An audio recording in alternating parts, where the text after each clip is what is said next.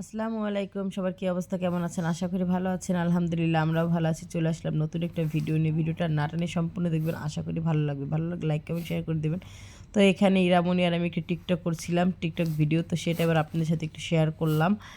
আর এখন অবশ্য অনেকে খেয়াল করছেন ভিডিও করার মাঝেই কেমন যেন ক্যাপকাট অপশনটা, ওইটা লোগোটা দেখা যাইতেছে। এটা নাকি আমার না, সবারই দেখা যাইতেছে যারা ক্যাপকাট দিয়ে আর কি ভিডিও এডিট করে।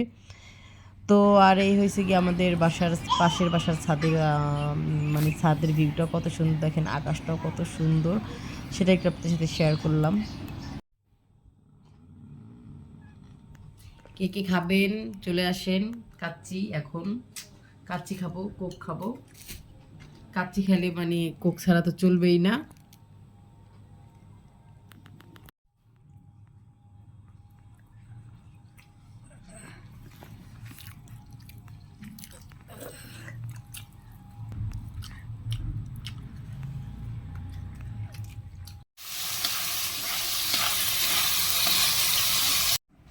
লাল লাল করে চিংড়ি মাছ ভুনা করছে আমার ছেলে ইয়ামিন। দেখেন আসলে বাবু হওয়ার পর থেকে, এমনি তো ইয়ামিন অনেক কিছু করে, আর বাবু হওয়ার পর থেকে আরও বেশি একটু কাজকর্ম বেশি করে। তো আমি একেবারে করতে পারি না, তো এই কারণে সে একটু বেশি করে। এই যে রান্না করলো, এখন এখন ভাত করা খাবে পেট ভরে।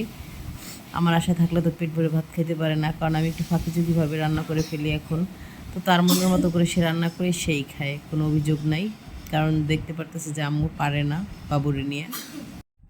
তো আজকে কিন্তু আমরা আছি আমাদের নতুন বাসায়, তো এখনো বাসা গোছানো হয় নাই। এই যে ইরামনি দুষ্টামি করতেছে, ঘুমায় না, রাত বাজে 12টা। তো এই তো অগোছালো এখনো, দেখো একটু ঘুরাইয়া।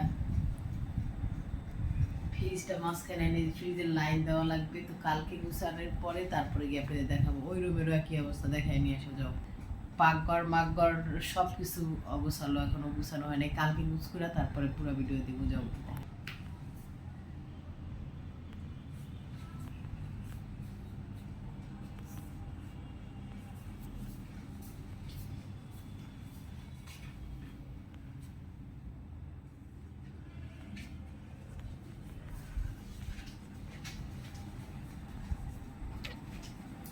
কালকে গুছ করে তারপরে পুরিও দিই। তো এখন আমরা রাতের খাবার দাবার নিয়ে বসে পড়ছি। এখন হচ্ছে যে রাত বাজে 12টা। ইয়ামিন রান্না করছে এই যে চিংড়ি মাছ ভুনা, আর হচ্ছে রিডা মাছ দিয়ে বেগুন দিয়ে আলু দিয়ে, মানে বাসা গুছাইতে গুছাইতে রান্না করতে পারি নাই। ও তো হয়েছে গিয়া ওই যে ইয়ের মতো, কি জানি